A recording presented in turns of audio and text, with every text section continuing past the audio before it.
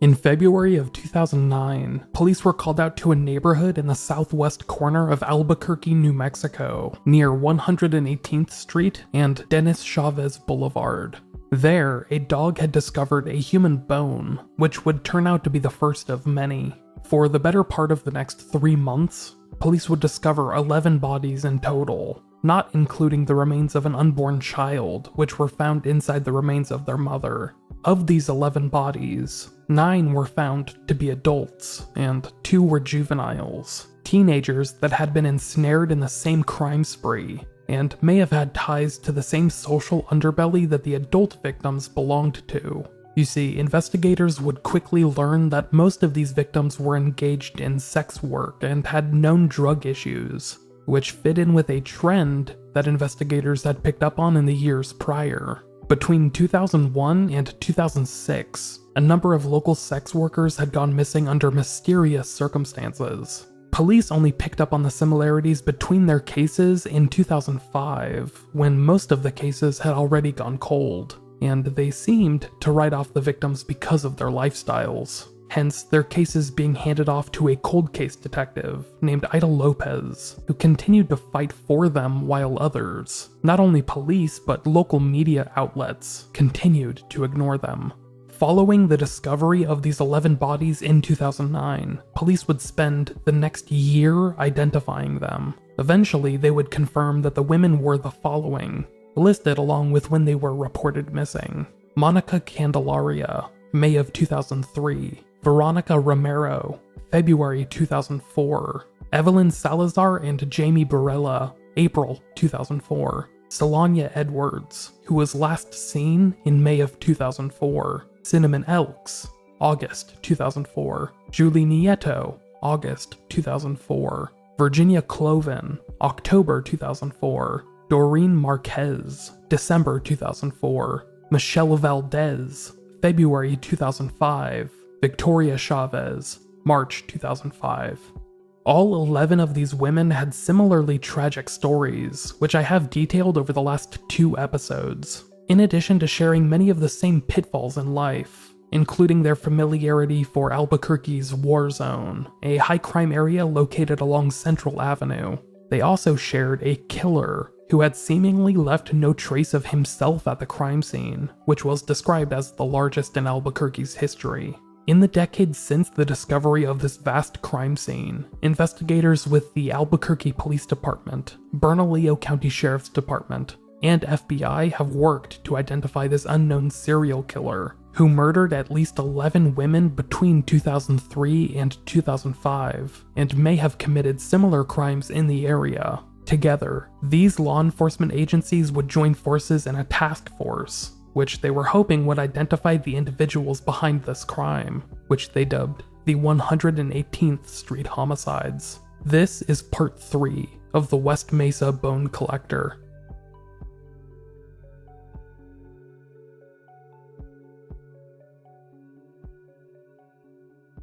This was the first major serial killer case to plague Albuquerque, and while police were able to quickly identify many of the victims, at least 4 within a month or so, and a few others that would follow in quick succession, it is unknown just how prepared they were for a crime of this magnitude. After all, the victims were predominantly women that had been reported missing years prior, but very little effort had been made to find them. And now that their bodies were being found buried in the once desolate West Mesa, years after the fact, police were already several steps behind this killer. At this point, police had very little working in their favor. They had virtually no evidence due to the victims being found without any clothing or jewelry, and the only major exception seemed to be the plastic bags that some of the victims had been buried in. In addition, investigators would be unable to determine a cause of death for any of the women, due to the bodies being buried for so long in the New Mexico desert. There was simply no tissue left on their remains for police to test, but the state of the remains would leave implications of their own. In the autopsy reports, the medical examiner concluded, quote, "Some acts of violence, such as strangulation or suffocation, may not leave any detectable injuries to skeletal remains and could not be ruled out by this investigation." Because of the overwhelming lack of evidence, police would already be at a loss when it came to identifying viable suspects. However, in the early days of this investigation, one name kept floating to the top of most reports and would continue to be spoken about more frequently than others.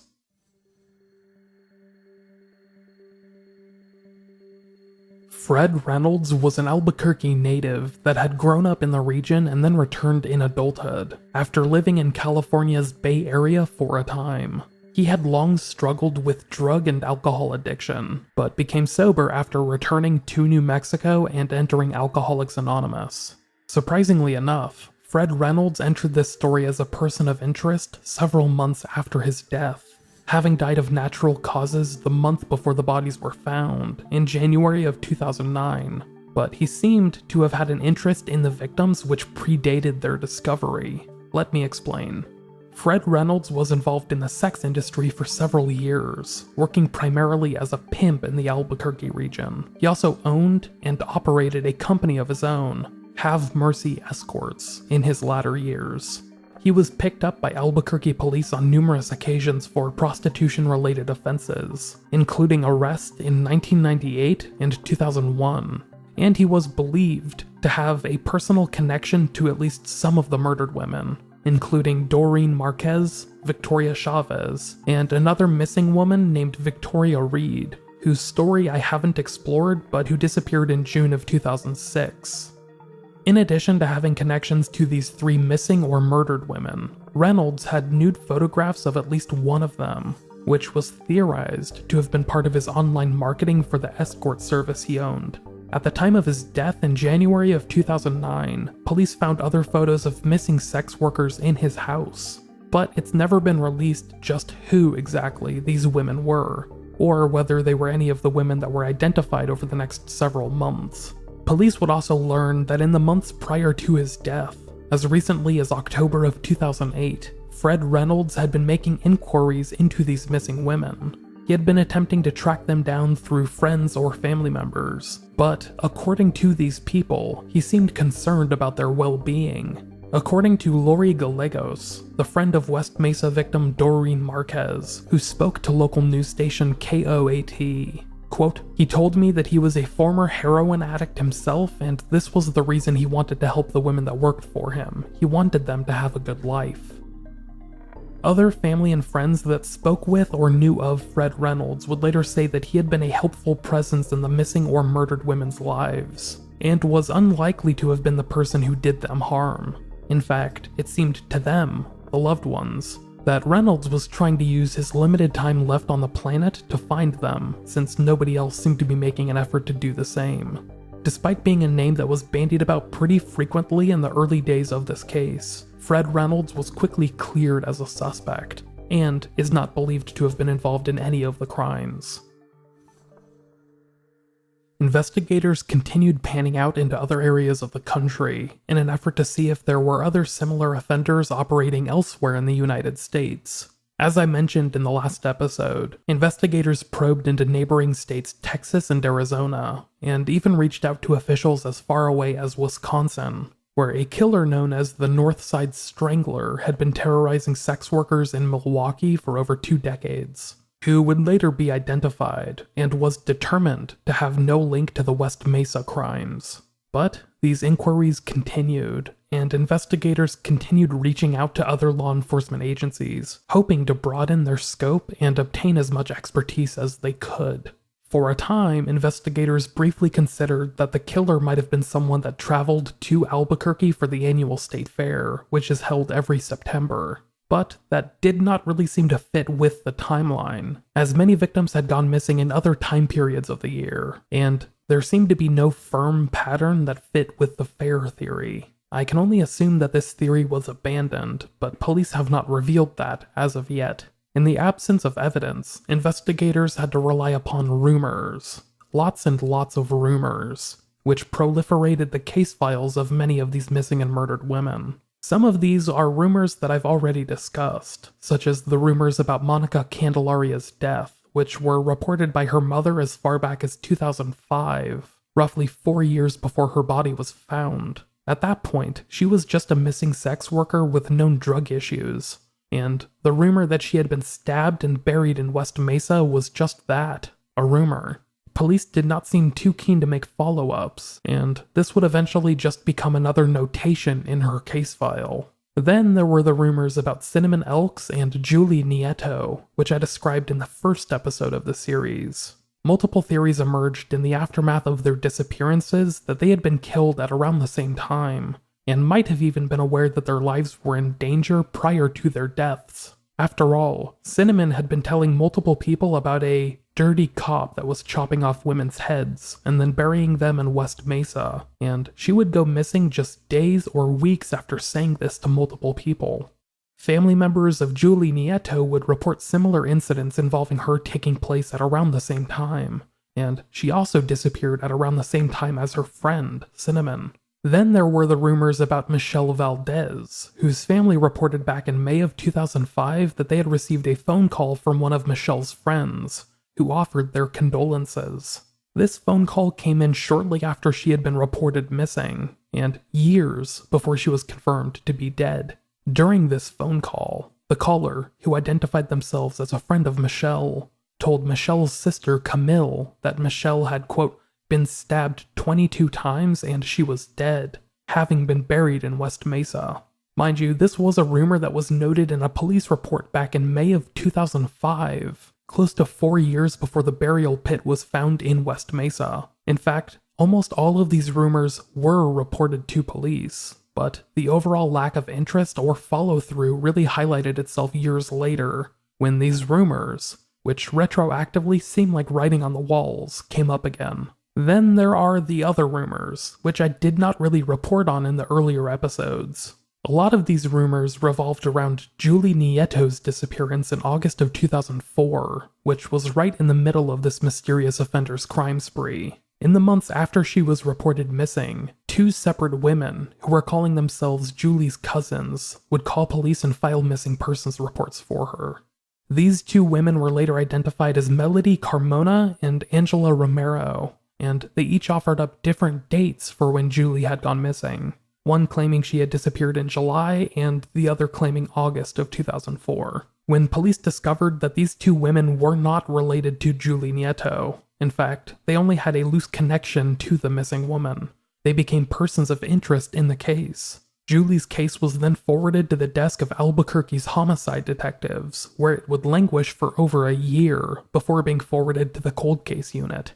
It is not believed that this rumor that these 2 people were persons of interest and may know something was ever followed up on. But these are all just examples of the kinds of rumors that proliferated the case files. Stuff like this, which provided investigators with an endless number of rabbit holes, but was nearly impossible to follow up on close to a decade later. Many of the people that were noted in these rumors, the people that had heard rumors of women being stabbed and buried in West Mesa, the mysterious women that had reported Julie Nieto missing, their boyfriends and pimps, their drug dealers.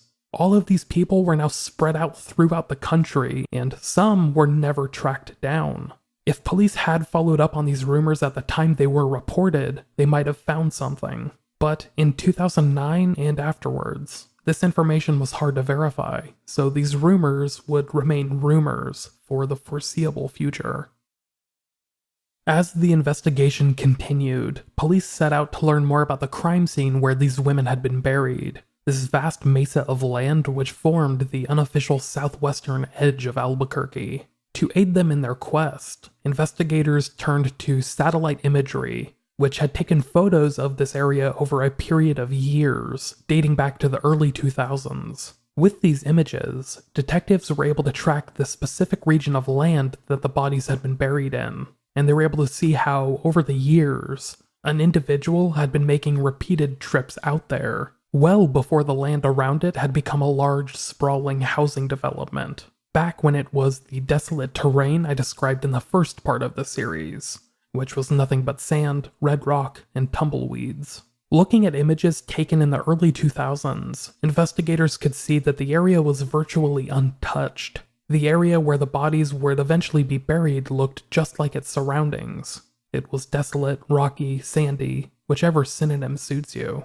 But by January of 2004, after at least one of the West Mesa victims had gone missing, Monica Candelaria. There were tire tracks leading to this area from a nearby road. Specifically, this unknown person had created a small personal driving path to the location where the bodies would eventually be buried, which was a few hundred feet away from any major roads. The next time that satellite images were recorded, March of 2004, these tire tracks were even more pronounced. This alluded to the killer having been back, perhaps multiple times, having gone back to bury more of his or their victims. This could be tracked over a period of years, leading up to KB Homes purchasing this land and beginning the planning of a housing development in 2006. At that point, this ceased to be a dumping ground for this killer, as he would risk exposure by burying more victims there. Perhaps he would go on to find another location to bury his victims, or had moved on to another hunting ground entirely. Until then, though, this killer had been making repeated trips out to this area in West Mesa. In these satellite images, which you could view in Google Maps until just recently, you can make out the freshly dug soil from the dirt around it, indicating where exactly the killer had buried his victims. You could also see the tire tracks leading from a nearby road to this spot, which pointed investigators in the direction of a major suspect. You see, these tire tracks seemed to head towards a mobile home not too far away. Less than 2 miles from where the 11 West Mesa victims had been buried, in fact. A man had once lived there, who, to this day, remains one of the most likely suspects in this case. Lorenzo Montoya was a man living out in West Mesa who found work with a local printing company and lived alone in a trailer, not too far away from where the bodies of 11 women would be found in 2009. But more than 2 years prior, police would respond to a crime scene at that very trailer where Lorenzo Montoya lived. In December of 2006, a woman named Sharika Hill started corresponding with 39-year-old Lorenzo Montoya online. Sharika was another sex worker living in Albuquerque who made most of her appointments online. She arranged to meet with Montoya at his trailer in the early morning hours of December 17, 2006. Before she left, though, she made sure to reach out to her boyfriend and pimp, Frederick Williams, who drove her to Montoya's mobile home on the edge of town. He would park down the street and waited for Sharika while she went into Montoya's trailer.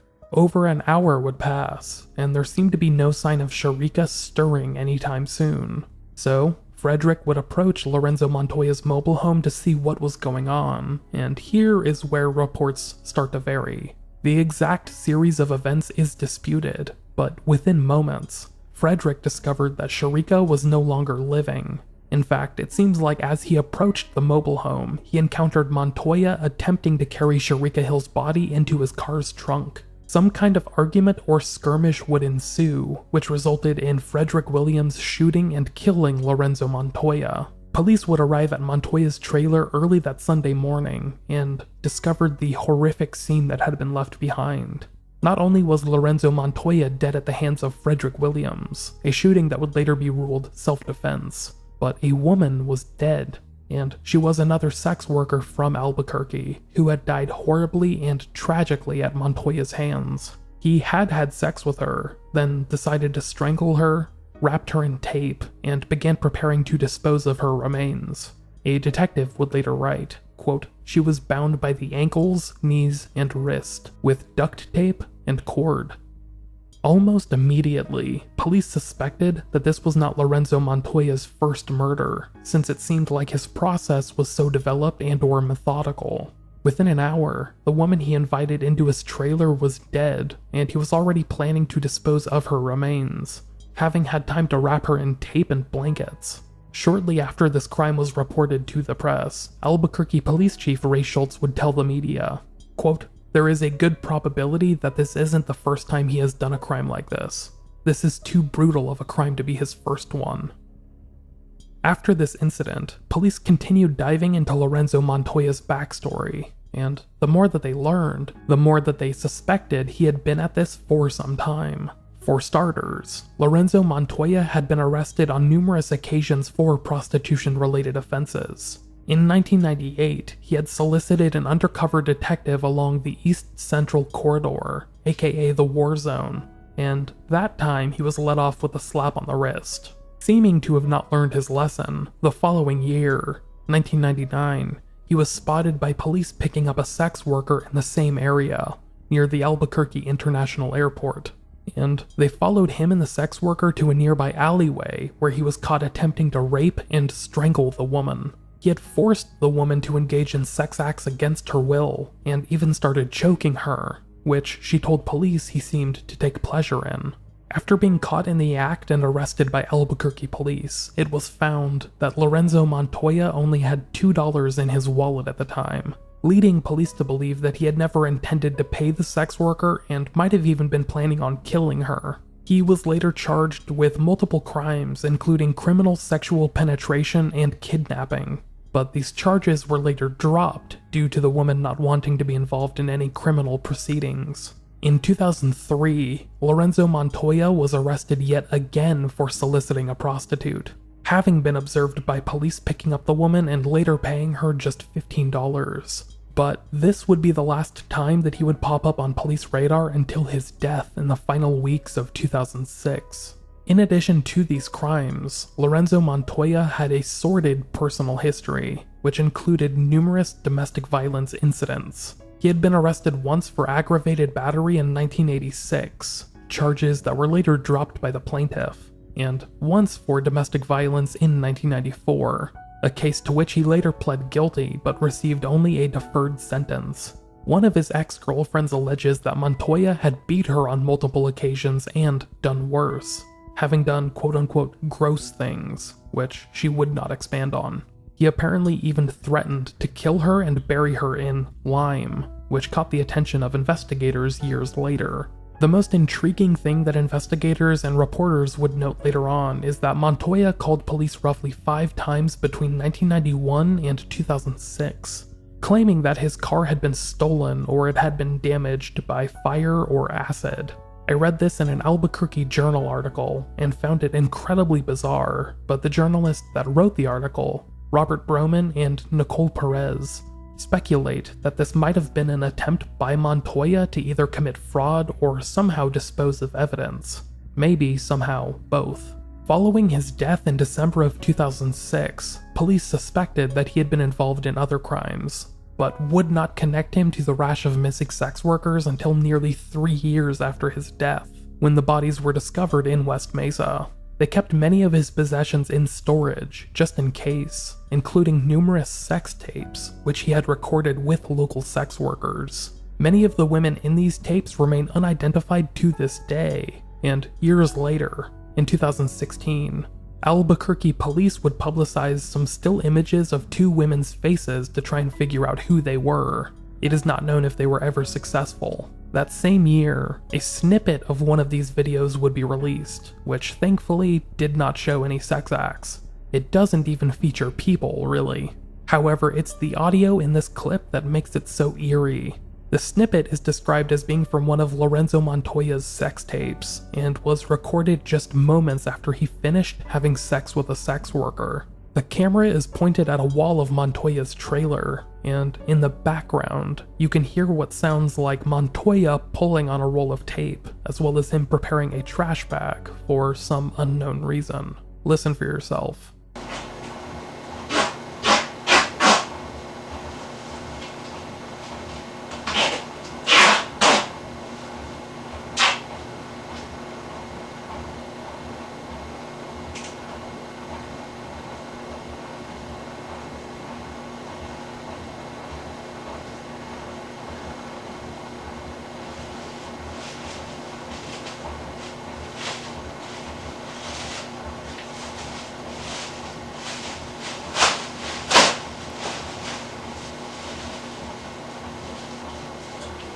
'To date, it is not confirmed that Lorenzo Montoya was involved in the West Mesa murders, but investigators believe that he had the motive and opportunity, having frequented sex workers for years in the same area that the victims were known to work, as well as living just a mile or 2 away from their burial ground. In addition, the satellite images of the crime scene, taken over a period of years, seems to show a clear path connecting the burial ground to Montoya's mobile home. However, investigators have poured through years of Montoya's financial records and have found nothing linking him to the West Mesa victims. Not even correlated purchases, like duct tape or blankets or anything like that, which could be documented prior to his 2006 murder of Sharika Hill. They also could not find any physical evidence linking him to the West Mesa victims, with them testing the DNA of all 11 victims to the carpet taken from his living room floor. To date, Lorenzo Montoya remains one of the most likely suspects in this crime, but he is just that, a suspect. Nothing definitive has been found linking him to the West Mesa crimes, but police continue to believe that he committed other crimes that they just haven't identified as of yet.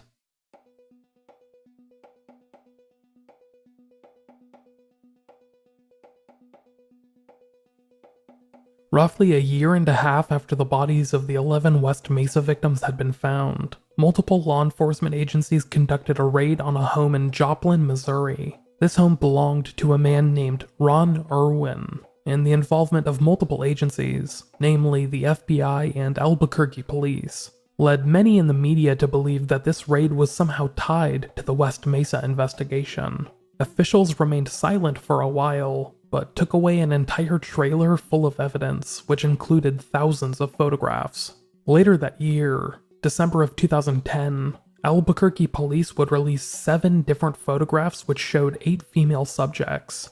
The photos ranged from the bizarre to borderline horrifying, with only one of the photos showing the subjects, 2 women, looking at the camera. In the other photographs, the female subjects, most of whom looked Latina, seemed oblivious to their photo being taken.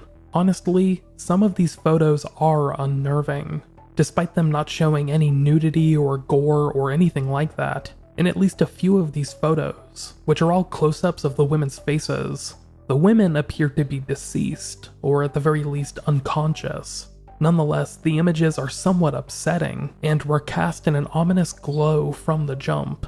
Police released these photos to media outlets, stating that they were looking for the women involved, whom they feared could be in danger. The release of these photos led to a small but vocal outcry in the days afterwards, with some worried readers believing that they had just seen what amounted to snuff photos in the morning paper. But this outcry led many to wonder where the photos had come from. It was believed that they could have been related to the raid of a man months prior in Joplin, Missouri, and unsurprisingly, it was. Ron Irwin was the man from Joplin whose home and businesses had been raided by police in August of 2010. He owned a couple of local businesses and a photography studio in Joplin, but came upon investigators' radar when they learned that he had made regular trips out to Albuquerque, starting in the mid-1990s, after his friends had encouraged him to visit. According to Irwin, he found New Mexico to be a perfect setting for his photography, which was one of his major passions in life. So he started making regular trips out to Albuquerque, typically at around the time of the state fair, in order to photograph the region and the people who lived there. As he put it, he was trying to, quote, photograph people that had never been photographed before. This is believed to be where the bizarre photos had come from that Albuquerque police released in December of 2010, Ron Irwin's personal collection. Like I said, those photos weren't obscene or violent looking or anything like that, they were just a little bizarre. As police began looking into Ron Irwin as a suspect, they were able to tie him to specific dates and time periods which might have correlated to when some of the murdered women had gone missing. They would also learn that Irwin had continued making regular trips out to Albuquerque until September of 2006, which is right around the time that Albuquerque's sex workers stopped disappearing in quick succession. However, it is believed that this is nothing more than a coincidence. Ron Irwin would remain on the radar of Albuquerque police for about a year, and in that time, they could find absolutely no evidence linking him to the crimes. In fact, it seems like investigators were able to find vindicating evidence, which seemed to confirm that Irwin was in Joplin, Missouri, more than 750 miles away from Albuquerque, on the dates that several of the victims had gone missing, namely Veronica Romero, Evelyn Salazar, and Jamie Barella. They were also unable to find any connections between him and any of the victims. Ron Irwin appeared to be truthful to investigators, and even flew to the FBI's headquarters in Virginia to take a polygraph test with federal officials. In 2011, he was officially removed from the list of suspects, and police have not really detailed how or why they originally came to suspect him, only stating that he was no longer under suspicion. In 2011, a spokeswoman for the Albuquerque PD, Sergeant Tricia Hoffman, told the Joplin Globe, quote, "Why he was a suspect, that's all in sealed warrants. That's still part of our pending investigation. But at this point, we've been able to eliminate him as a viable suspect." Police in Albuquerque have not spoken about Irwin in the years since, but following this announcement, Ron Irwin himself was quick to point out that he was innocent, and the mere allegations had nearly ruined his life. To date, he still does not know why he was suspected or how his world had gotten so upended due to mere suspicions. In the end, it turned out that the photos found in Irwin's collection were a complete non-starter for police. At least 2 of the women from these photographs were identified within days of their distribution, and they were both found to be safe and well. One of the subjects had gone on to die of natural causes sometime after her photo was taken, but well before the publication of her image in newspapers. In the years since, all but 2 of the female subjects have been identified, and none of them are believed to be tied to the West Mesa murders. Neither was Ron Irwin.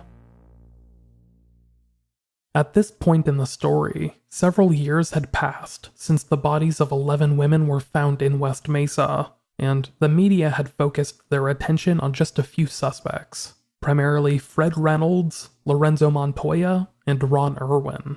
Of those 3, only Lorenzo Montoya remained a viable suspect, but he had died nearly a decade prior, and almost all investigations into him were stonewalled for that very reason. To put it simply, too much time had passed, and there was very little that investigators could learn about him that they didn't already know. Even cutting-edge DNA testing failed to establish any link between him and the 11 West Mesa victims. But just a few years ago, another suspect would emerge, who, along with Lorenzo Montoya, remains one of the most likely candidates. His name is Joseph Blea.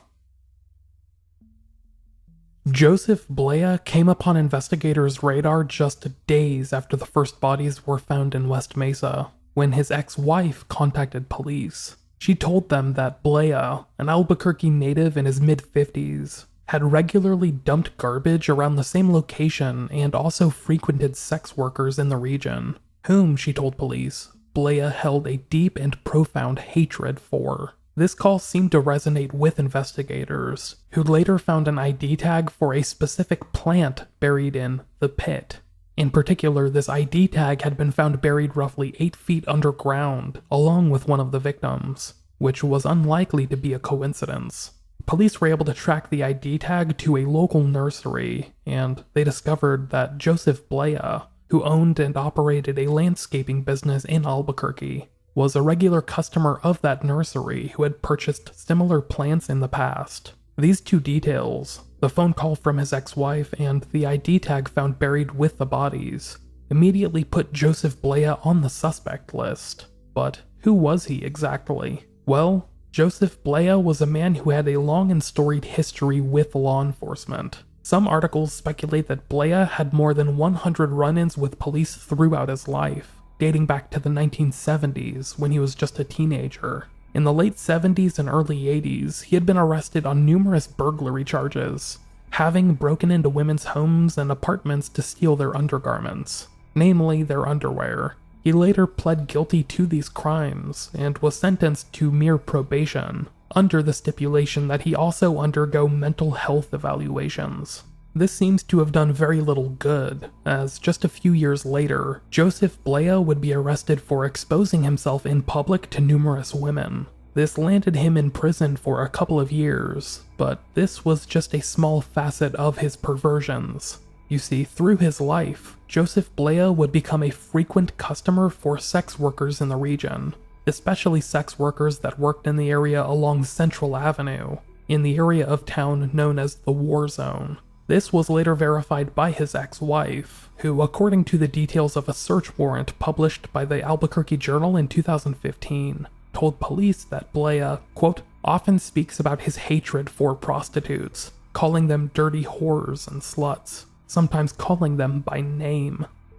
Beyond being just a lecherous panty stealer with a troubled youth, Joseph Blea was a continuous nuisance well into adulthood. In the early 2000s, Joseph Blea exposed himself yet again to a woman walking by his car, who informed police. When officers got there, they found electric tape and rope within arm's reach, which, if I'm being honest, is not a good look. Blea also had a shady personal history, as both of his ex-wives alleged that he was violent and cruel to them, and criminal records seem to back this up. In 1997, Blea was charged with battery, and in 2008 he was charged with aggravated assault and inflicting great bodily harm on a household member with a deadly weapon. Both ex-wives state that he would also regularly leave home at night under the guise of working, but they knew that that was not the case. He was likely either visiting sex workers or worse. It's also worth mentioning that both of Joseph Blea's ex-wives would later tell police that he had a habit of collecting keepsakes or mementos from sex workers and other women, which seemed to fit in with his burglary charges from the 1970s and early 1980s. These were primarily undergarments or jewelry that his wife and daughter would find in their home. In one instance, his daughter even found multiple pairs of women's underwear hidden outside in their shed. It was not known how Joseph Blea had come to possess many of these items, but it's possible that at least some might have come from the West Mesa victims. Following the discovery of the bodies in West Mesa in 2009, the phone call from his ex-wife and the discovery of the plant tag led investigators straight to Joseph Blea. They discovered that he was a regular customer of the nursery where the plant had come from, having purchased plants between 2003 and 2005. The same time frame as the murders. In the following days, police would begin trailing Blea, discovering that he often drove into the war zone, the high crime area of Albuquerque along the East Central Corridor. There, he did not approach any sex workers, but seemed to just watch them from a distance. On at least one occasion, for well over an hour, a search warrant used by police later read, quote, on 2 separate occasions, Mr. Blea drove Central Avenue from the west part of Albuquerque to the east part of Albuquerque. He slowed and circled the block in areas where prostitutes were working. He did not approach any prostitutes, but appeared to be closely watching them. Investigators would approach some sex workers on their own, hoping to learn more about Joseph Blea and if they were familiar with him. Some actually were, and they did not have many kind things to say about him. One woman in particular alleged that she had gone back with Blea to his house, and there he had unsuccessfully attempted to tie her up. Thankfully, she had been able to leave unharmed, but she later told her friends to look out for Blea and avoid him if possible.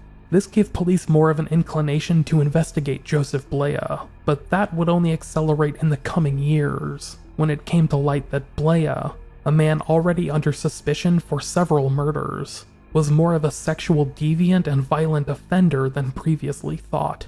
Remember when I told you that Joseph Blea had been arrested in 2008 for attacking a family member? Well, following his arrest, he was forced to submit DNA to authorities. That DNA finally came back as a positive match for at least one crime, and a potential match for numerous others. Joseph Blea, it turns out, had sexually assaulted several teenage girls in a series of brutal and violent home invasions, which had left residents in the region terrified for years. In 1988, a 13-year-old girl that lived with her family near McKinley Middle School in Albuquerque had been raped at knife point inside her own living room by a masked attacker, who was able to escape without being identified. He would later go on to rape numerous other teenage girls with the same MO, eventually earning himself the moniker of the mid-school molester.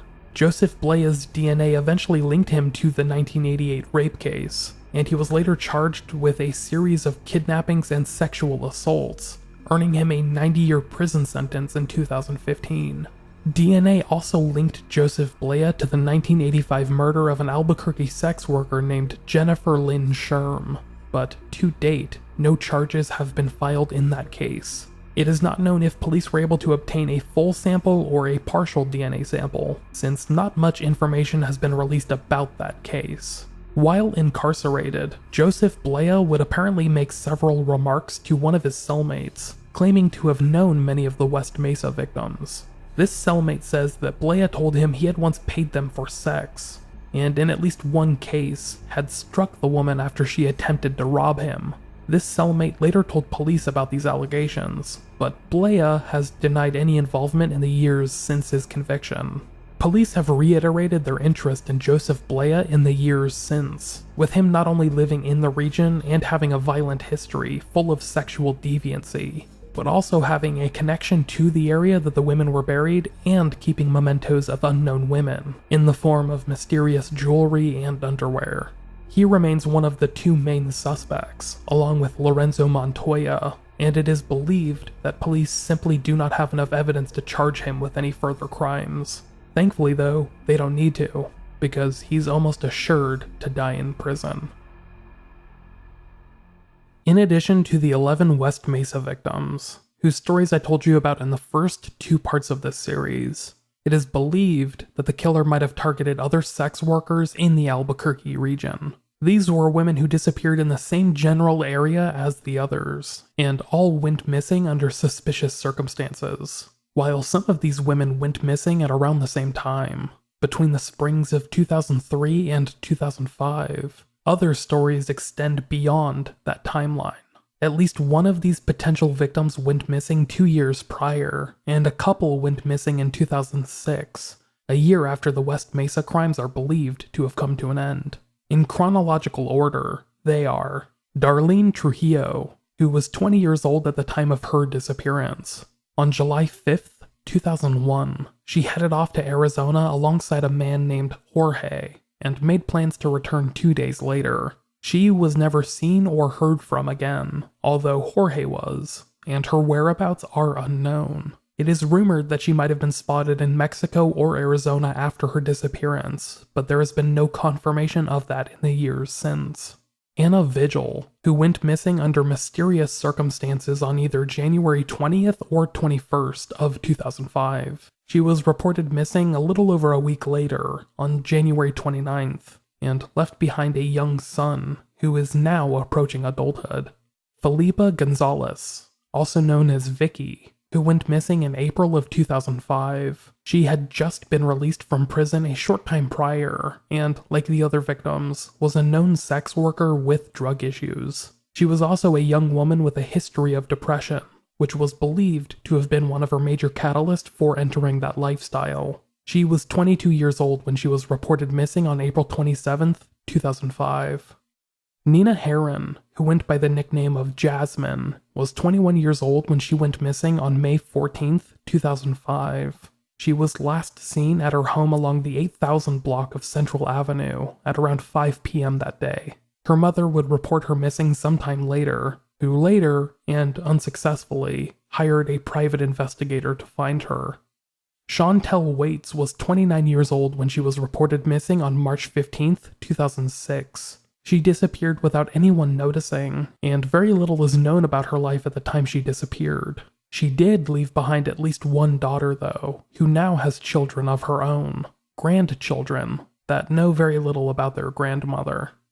Leah Peebles, who became addicted to heroin shortly after being raped by a former friend from high school. She later moved to Albuquerque to get a fresh start in life, but within 3 weeks had fallen into the seedy world of sex work and drug use that plagued Central Avenue. She was last known to be alive on May 22nd, 2006, after leaving her home to meet up with an unknown man at the Flying Star Cafe for a date. Vanessa Reed, who was 24 years old when she went missing in the summer of 2006. On June 13th of that year, she was staying in an Albuquerque motel known for sex work, and, following an argument with her sister, walked away from the motel to cool down. She never returned, and has not been seen or heard from since that day. All of these women went missing in the same time period as the other 11 victims, and all had ties to the same unsavory characters, the pimps and drug dealers operating in the war zone. These women were all included on Detective Ida Lopez's list in the mid-2000s, and police continue to believe that they might have been targeted by the same unknown individuals that murdered the other women. They might have simply been buried in another burial ground, and have yet to be found all of these years later. In the years since this investigation started, numerous men have been suspected of involvement. I've told you about many of them in this episode: Fred Reynolds, Lorenzo Montoya, Ron Irwin, and Joseph Blea. Among them, only Lorenzo Montoya and Joseph Blea are still suspected by police of potentially having involvement. But we do know that inquiries have been launched into other known offenders, and it remains unknown just how heavily they were scrutinized by law enforcement. Scott Lee Kimball is a Colorado-based serial killer that murdered 4 people between January of 2003 and August of 2004. He later pled guilty in 2009 to all 4 crimes, which stretched out from Colorado into the state of Utah. During his trial, it came out that he had been operating as an FBI informant at the time, which was a huge scandal for the Bureau, as they had, in essence, been employing a serial killer. He later admitted in correspondence with his cousin back in 2010 that he was being investigated as a West Mesa suspect, as he had involvement in illegal activities in New Mexico, and at one point had even confessed to having dozens of other murder victims. He has since denied any involvement in these crimes. Robert Howard Bruce, aka the Ether Man, is another one of these known offenders that has been speculated to have been involved in the West Mesa crimes. He would later confess to dozens of sexual assaults between 1985 and 2007, having broken into women's homes and apartments, where he would chloroform and handcuff them before subjecting these women to horrifying sexual assaults. His crimes spanned numerous states, including Oklahoma, Colorado, Texas, and even New Mexico, where he was later sentenced to nearly 200 years in prison. Then, there is another unknown offender, whose notoriety is almost equal to that of the West Mesa Bone Collector. It's a name that Unresolved listeners will be familiar with: the Long Island serial killer, whose story I covered back in 2016. Lisk, as he or they are known, is believed to have murdered numerous sex workers and then abandoned their bodies along the Ocean Parkway on New York's Long Island. The victims of the Long Island serial killer fit the same profile as the victims in this story. They were young women with a history of sex work and drug issues, who often met their clients through internet services, such as Craigslist and Backpage. They all went missing over a time period that would correlate to the bone collector having moved east, as they all disappeared between 2007 and 2010. There even seem to be loosely related crimes that predate both sprees, which may indicate a type of sporadic killer who kills in bursts and may travel constantly for work or something like that. The documentary series The Killing Season postulated that these 2 unidentified killers might be one and the same, due to the timeline fitting and there being numerous similarities between the 2 cases. Even though I personally do not believe that they are one and the same, I do admit that it is possible, and the timelines would seem to match up with the bone collector moving east. Personally though, I think the most infuriating possibility, and the most likely, is that the Long Island serial killer and the West Mesa Bone Collector are not the same person. I think the only similarity between them is their choice of victim, as both killers targeted the less fortunate, and both preyed upon women that the rest of the world does their best to ignore. Drug addicts, sex workers, in general, women that are desperate and that the rest of the world pretends don't exist. That's exactly what all of these women were, and I find that not only depressing, but terribly enraging. After all, it should not surprise anyone that 2 serial killers would happen to target these women at around the same time, because history has shown us again and again that they make the perfect victims. Police don't care, the public doesn't care, the media doesn't care, nobody cares. So serial killers continue to target these women because they can, and none of us can do a fucking thing to stop them. At least, not until we overhaul the way we view sex work and drug use in this country, and actually attempt to do something about it. Until then, these women will continue to live on the fringes of society, and will continue to be ignored as men like the Long Island serial killer, Lorenzo Montoya, Joseph Blea, and the West Mesa Bone Collector victimized them again and again.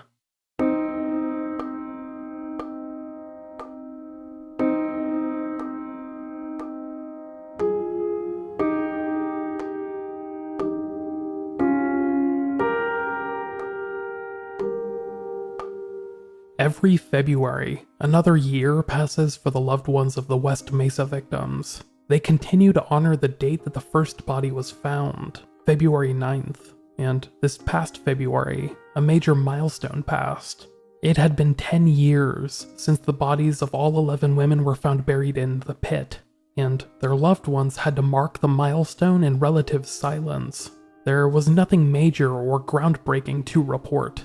It was just another somber reminder that, more than a decade ago, 11 lives had been snuffed out well before their time, and they, the surviving friends and family, were those women's lasting legacy. Sadly, some of these loved ones are no longer with us, having passed away in the years since their sisters, daughters, cousins, and friends went missing.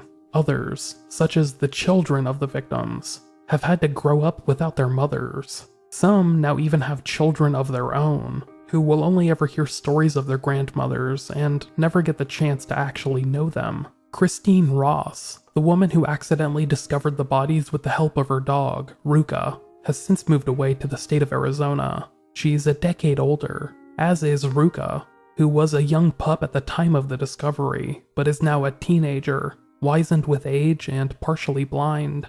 A lot has changed since the 11 bodies were found in West Mesa. Albuquerque, for starters, has changed a lot since the early 2000s, when all of these victims went missing. The war zone is now known as the International District, and despite it still being the biggest hotbed of crime in Albuquerque, has improved in numerous ways. Police in Albuquerque are now more willing to stick out their neck for local sex workers, choosing to actually investigate rape and assault allegations that they would have ignored or even laughed at a decade ago. They also continue to use advancements in crime-fighting technology, such as DNA testing and ground-penetrating radar, to search for this unknown killer and other victims that may be tied to them. Albuquerque police hope that this softer approach to law enforcement, trying to protect sex workers instead of mindlessly ignoring them, will lead to a much more amicable relationship. If all goes well, they might even be able to prevent a crime like this from ever happening again. At least, that's the hope. One of the lead investigators in the West Mesa case, Michael Geyer, is now the police chief of Albuquerque. He continues to dedicate at least one full-time detective to the case, which some would argue isn't a lot, but others would argue is a lot better than simply letting the case go cold. Chief Geyer has reiterated his commitment to the case in recent years, and remains hopeful that answers can be found. Ida Lopez, the detective that originally connected all of these women when they were just missing sex workers, retired from the Albuquerque Police Department in 2014 after a long and storied career. She had earned herself a hard-earned break from tragedy, and moved out of New Mexico for a spell, leaving the case in the capable hands of Detective Mark Maneri. However, she could not stay away for very long, coming back about a year or so later to focus on the investigation full-time. She still hopes to find her girls, and remains committed to finding out who killed them. Street Safe New Mexico is an organization set up in 2012 by Christine Barber, who was an Albuquerque woman hoping to do some good after learning about these murders. Her project, Street Safe New Mexico, is an organization that has multiple programs set up for sex workers in the area to stay safe, and organizes events like pepper spray giveaways, Save Your Skin, a program hosted by University of New Mexico students that looks to prevent abscesses caused by drug use, Safe Sex Work, which provides condoms and other contraceptives to sex workers, and the Bad Guy List, a program that documents assaults and attacks against sex workers in the area. The Bad Guy List actually publishes their information online for anyone to read, and you could find this information by simply Googling Bad Guy List Albuquerque. Let me tell you though, it's not pretty. If you think attacks against sex workers are rare, think again. The Bad Guy List helps keep these women safe, and Street Safe New Mexico as a whole has been a net positive for Albuquerque in general. If you, or anyone you know, is in Albuquerque and finds yourself in a similar situation as the women from this episode, please consider reaching out to Street Safe New Mexico. You can find them online by heading to streetsafenewmexico.org, and you could contact them from there. If you live in an area outside of Albuquerque and have similar issues or concerns in your life, reach out to a local advocacy group like them. I promise you that there are people nearby that are always looking to help. You just need to take the first step and to reach out. Hell, reach out to me, and I'll do my best to find someone that can help you. Police in Albuquerque and Bernalillo County, as well as the FBI, continue to investigate the case of the West Mesa Bone Collector, and are still receiving regular tips, rumored to be in the thousands per year. However, they encourage the public at large, all of us, to remain vigilant and call in any tip that may be relevant, no matter how big or small. A $100,000 reward still stands for information leading to the arrest and conviction of the person or persons responsible. If you know something, you are encouraged to contact the 118th Street Task Force at 1-877-765-8273 or at 505-768-2450. You can even contact Crime Stoppers at 505-843-STOP. I hope to bring you an update in this story in the near future, but until then, the stories of Jamie Barella, Monica Candelaria, Victoria Chavez, Virginia Cloven, Zelania Edwards, Cinnamon Elks, Doreen Marquez, Julie Nieto, Veronica Romero, Evelyn Salazar, and Michelle Valdez remain unresolved.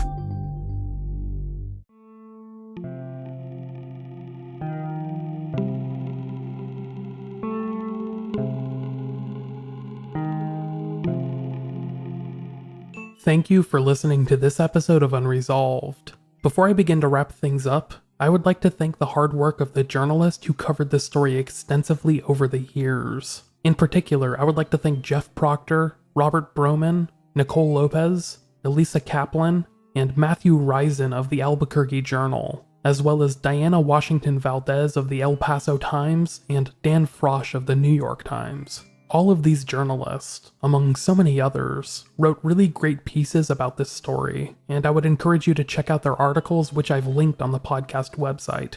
You can find the Unresolved website at unresolved.me, and there you could find a transcript for each episode, a list of sources, and other information about the podcast. Pretty much any information you could think of, you could find it at the website. This includes links to the Unresolved social media pages, an email contact form, and a link to the podcast store and Patreon at the top of the page.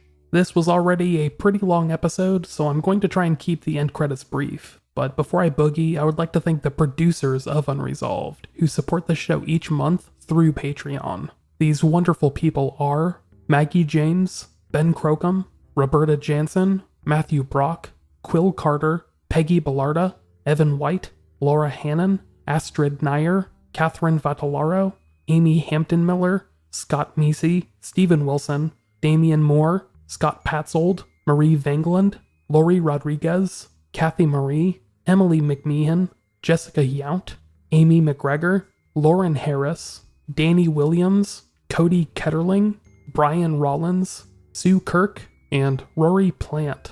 Hope I got all of your names right. If not, I do apologize. But to the rest of you, thank you all so much for listening. I know I say it all the time, but I could not make this podcast without you. Thank you, thank you, thank you. I hope to be back with another episode next week.